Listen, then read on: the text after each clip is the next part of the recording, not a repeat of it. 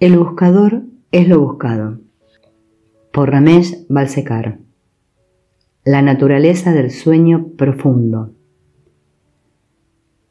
Entre los muchos visitantes que llegan buscando a Maharaj, hay algunos que, tal vez a causa de una guía o estudios previos con un enfoque tradicional, se encuentran atorados en un cierto punto de la comprensión.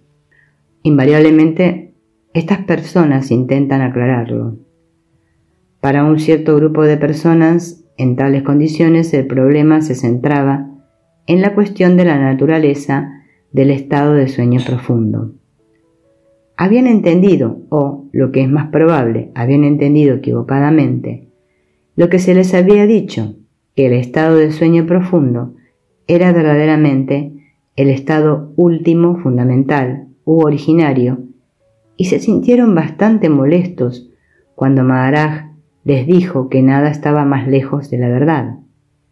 ¿Cómo puede el estado de sueño profundo, el cual se alterna en la conciencia con el estado de vigilia, ser nuestro verdadero estado? La conciencia es en sí temporal y depende del cuerpo hecho de alimento para su sustento y su manifestación.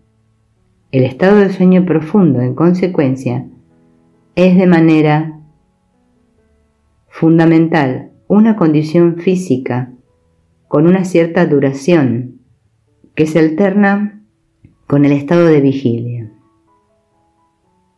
La razón por la que se confunde con la conciencia con mayúscula primordial, no objetiva, donde ella no es consciente de sí, es que durante el sueño profundo la conciencia, temporalmente, se retira a descansar.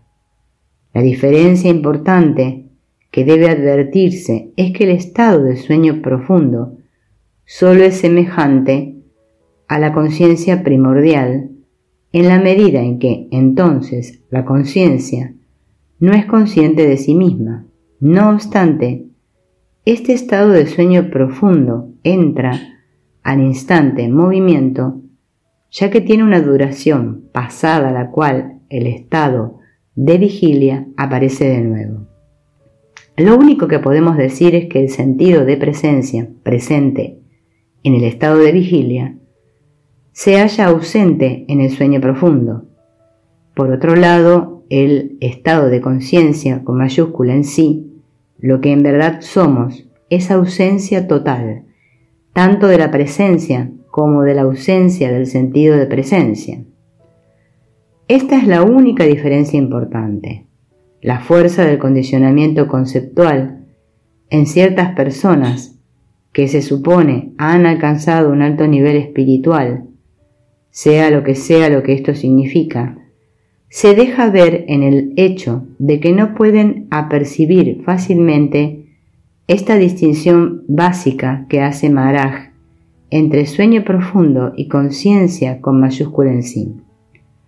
Fue lastimoso ver cómo Maharaj demolía sus conceptos uno tras otro, conceptos que ellos habían sostenido por tanto tiempo con tanto apego y que obviamente se resistían tanto a abandonar. Pero a todas luces era necesario. Con su incontenible sentido del humor, Maharaj comparó la situación anímica de los consultantes con la de un millonario al que se le comunica que sus millones de súbito han perdido todo valor. Maharaj arrojó más luz sobre la cuestión explicando que tanto el estado de vigilia como el de sueño profundo son periodos que se alternan en la conciencia en manifestación. Si esto se comprendiera con claridad, no habría ya confusión. Dime, preguntó Maharaj al miembro principal del grupo, ¿hace 100 años estabas interesado en el sueño profundo? ¿Necesitabas dormir? Ahora que la conciencia se ha manifestado en un aparato físico, ¿podrías pasar un periodo largo sin sueño profundo? Conciencia, sueño profundo, vigilia y duración temporal constituyen todos un mismo concepto relacionado con la manifestación. ¿Cómo podría equipararse esto con la conciencia con mayúscula en sí no manifestada, que es intemporalidad y subjetividad pura, sin la más pequeña pizca de objetividad?